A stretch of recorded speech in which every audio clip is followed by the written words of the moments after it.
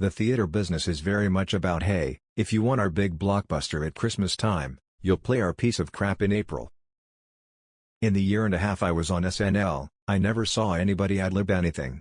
For a very good reason, the director cut according to the script. So, if you ad-libbed, you'd be off mic and off camera.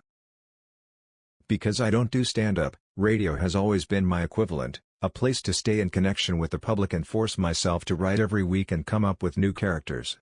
Plus it's a medium that, having grown up with it and putting myself to sleep with a radio under my pillow, as a kid, I love. No matter what picture you want to create in the listener's mind, a few minutes of work gets it done. Sometimes, songs spill out of you very fast, and sometimes you have to wrangle them to the floor. But the same thing is true of comedy, where sometimes it really flows. I always used to sit next to Mel Blanc when we do the shows. When you have Jack Benny on one side and Mel Blanc on the other, you're not going to go far wrong. I was never into candy and games and clowns. You have to do real acting, not just do a voice. The hardest work most of us do is maintaining the appearance of normality. I think in most cases if you're with good people, comedy creation happens faster in collaboration. That's how I can tell if it's a good collaboration. If it's faster than me by myself, then it works. If it's slower than me by myself, then I get out of the room.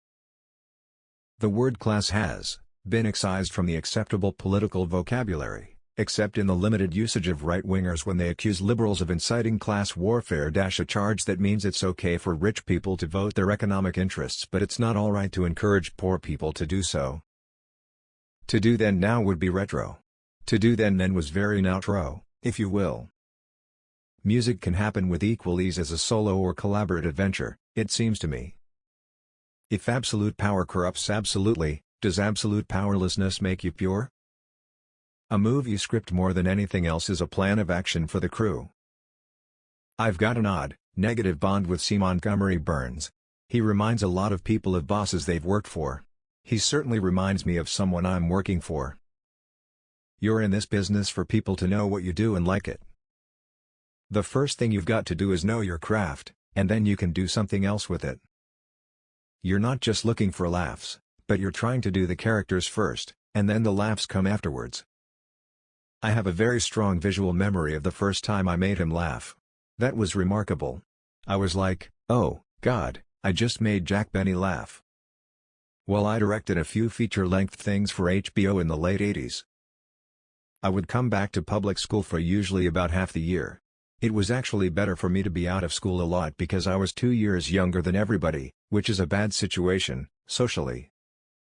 I went to graduate school at Harvard for 1 year. I worked in the state legislature in Sacramento for 1 year. I taught school in Compton for 2 years. Democrats always like to brag that their guys are smarter than the opponents and Republicans always like to brag that their guys are more moral than the opponents. But if you're looking for morals in politics, you're looking for bananas in the cheese department. Music often happens even faster than comedy in terms of the creation. I am one of those people who thrive on deadlines. If you're going to do something that lasts 90 minutes, you can't really do it with stick figures. Everybody in the crew looks at the script to see what they're going to do. It has to contain where you are, and how many people are there, and what they do, and what time of day it is, and what time of year it is. Well, Washington, D.C., what are you going to do? They think the Capitol steps are the state of the art in comedy. You try to drag them into the 20th century, let alone the 21st, and they refuse to come with you. Privilege has its own way of seeing the world. Anybody who says that having the public recognize them and relate to the work they do is irritating should get into another line of work. When it moved to Friday night, it disappeared. When they find another show that can do what The Simpsons does, they will be delighted to do cancel The Simpsons. As a kid, I really did want to hang out with the grown-ups, so it was hanging out with the hippest grown-ups in the world. This was the nicest bunch of people I've worked with in show business, with the exception of the people around A Mighty Wind. It really was a wonderful 8 years. Nobody makes a movie thinking it's still going to be watched and talked about and quoted 20 years later. My parents didn't want me to be a regular in a series.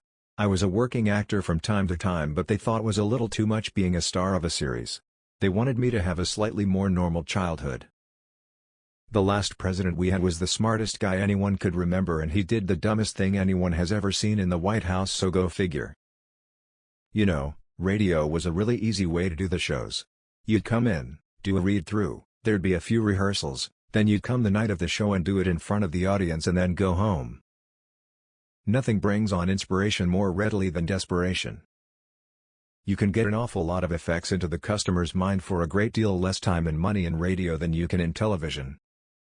I was a political science major. I'd always loved radio,